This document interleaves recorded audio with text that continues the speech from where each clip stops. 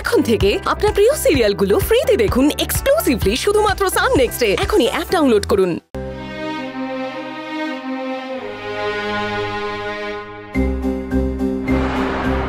পাখি দিদি, পাখি দিদি, এইভাবে আমি বিধবার মাছ খাওয়া দেখতে পারছি না। আমি তোমার পায়ে পড়ছি, তোমার হাত ধরছি, তুমি আমাকে বলো সত্যিটা। এর পিছনে যদি কোনো রহস্য থাকে তুমি আমাকে বলো পাখি দিদি। পাখি দিদি, তুমি কিছু বলছো না কেন? দয়া করে চুপ করে থেকো না পাখি দিদি, তুমি আমাকে বলো কেন এই অলক্ষণে কাজগুলো করছো, তুমি বলো। যে মহিলা বিধবা হয়ে অম্বুবাচীতে মাছ খায় তার কি বলার কিছু আছে? ছাড়ো তো এসব, ওদেরটা ওদেরকেই বুঝতে দাও, আমাদের এসবের মধ্যে থাকার কি আছে?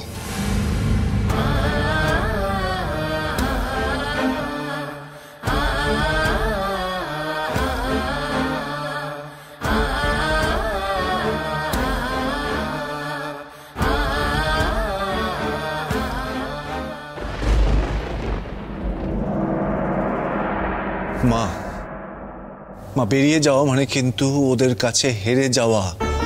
ওরা এটাই চাইছে আমরা হেরে যাই, আমরা মাথা নত করে দিক। আমাদের হেরে গেলে চলবে না মা, আমাদেরকে উঠে দাঁড়াতে হবে, মাথা তুলে উঠে দাঁড়াতে হবে। আর এই বাড়ি থেকে বেরিয়ে গেলে সেটা সম্ভব নয়। এই বাড়িতে থেকেই আমাদের লড়াই করতে হবে, আর তারপর মাথা তুলে দাঁড়াতে হবে। রোহিত একদম ঠিক কথা বলেছে। বেরিয়ে যাওয়া মানে তো একেবারে জন্য বেরিয়ে যাওয়া, সব হেরে যাওয়া, নিজের জায়গা থেকে বেরিয়ে যাওয়া। তার তো সেই জায়গায় আর কোনোদিন আমরা ফিরতে পারবো না। তাহলে কি এই অপমানের মধ্যেই আমরা পড়ে থাকবো? না, অপমানের মধ্যে পড়ে থাকতে হবে না। একটাই কাজ, যেভাবে হোক আমাদের ব্যবসা আবার দাঁড় করাতে হবে। একটু সময় লাগবে প্রণতি, একটু সময় লাগবে। শুধু সেই সময়টুকু আমাদের একটু অপমান সহ্য করে থেকে যেতে হবে। এটাই আমাদের লড়াই।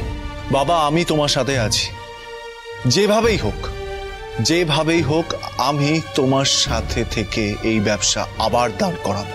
আমি কাউকে জোর করতে পারি না রোহিত। আমার সিদ্ধান্ত কারোর উপরে আমি চাপিয়ে দিতে পারি না।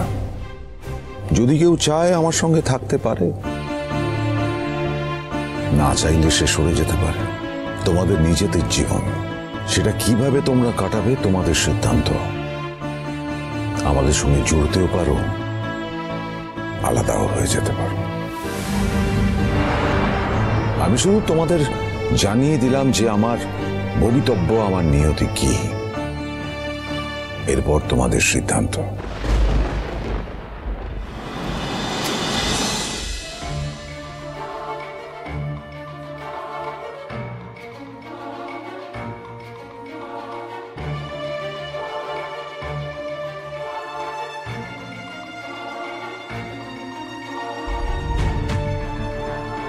কত হয়েছে দিদি? 100 টাকা। এই নিন। পাখি দিদি, পাখি দিদি, তুমি আমাকে সবটা খুলে বলো।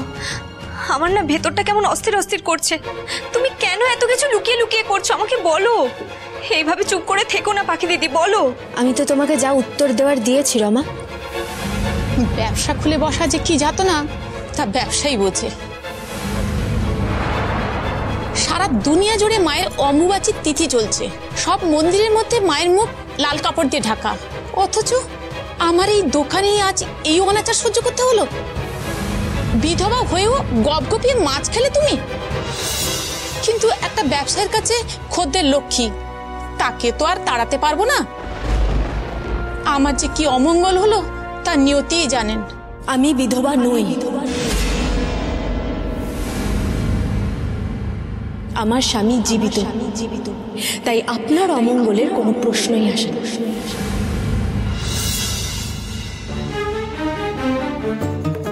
এসব কি বলছো কি তুমি? হ্যাঁ রমা, তার সুস্থতার জন্যই আমি মাছ খেয়েছি, সিঁথিতে সিঁদুর পরেছি। তাহলে এমন বিধবা সেজেছো কেন? তারই মঙ্গলের জন্য আমাকে এই বিধবা সাদা থান পড়তে হয়েছে দিদি। আমাদের দেশের মেয়েরা স্বামীর মঙ্গলের জন্য সব কিছু করতে পারে, সব সইতে পারে। মানুষের ঘৃণা, অপবাদ, এমনকি অবিশ্বাসও সইতে পারে।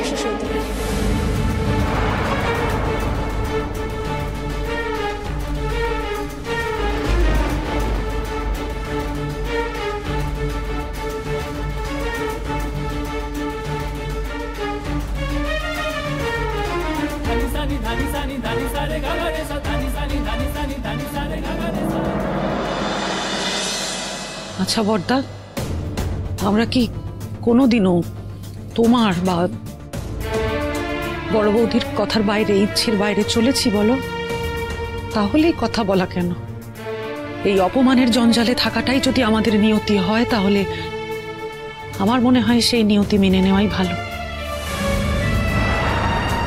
বাবা, জ্বর উঠলে মাথা নুয়ে থাকা কাছে রক্ষা পায়।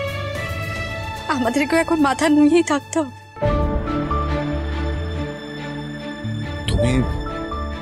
তুমি নিজে মাথা নত করে এই কোম্পানিটাকে দাঁড় করানোর চেষ্টা করছো। তোমার সাথে সাথে আমরা পারবো না এটা করতে। তুমিও তো এটা নতুন শুরু করার চেষ্টা করছো। যদি তুমি করতে পারো তাহলে আমরা সবাই করতে পারি তোমার সাথে। বাবা, এই কোম্পানিটাকে দাঁড় করিয়ে তুমি আবার মাথা উঁচু করে দাঁড়াতে চাও। আমি জানি তুমি মাথা উঁচু করে দাঁড়াবেই। এই কোম্পানি আবার মাথা উঁচু করে দাঁড়াতেই হবে বাবা। না, আমি এক মুহূর্তের জন্যও মাথা নিচু করে থাকতে পারবো না, কিছুতেই না। এই বাড়ি আমার শাশুড়ির, আমার দিদি শাশুড়ির, তারা আমাকে অধিকার দিয়ে গেছেন। আমি কিছুতেই এখানে মাথা নোয়াতে পারবো না। আমি যেভাবে ঘাড় উঁচু করে দাঁড়িয়েছি, আমি সেইভাবেই থাকবো। আমি কিছুতেই ঘাড় নোয়াতে পারবো না। তুমি একটা কিছু করো, আমি আর পারছি না। একটা কিছু করো, আমি আর। শান্ত হও, এখন ভেঙে পড়লে চলবে না। সামনে যে কঠিন লড়াই, এই মনকে শক্ত করতে হবে, নইলে লড়বে কি করে? শান্ত হও, মনকে শক্ত করো,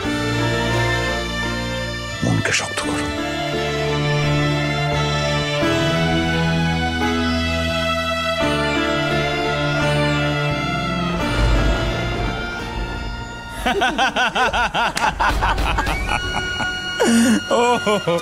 হয়ে গেছে? হেভি হলো। ভালো কাজ করেছো। হ্যাঁ, 10-এ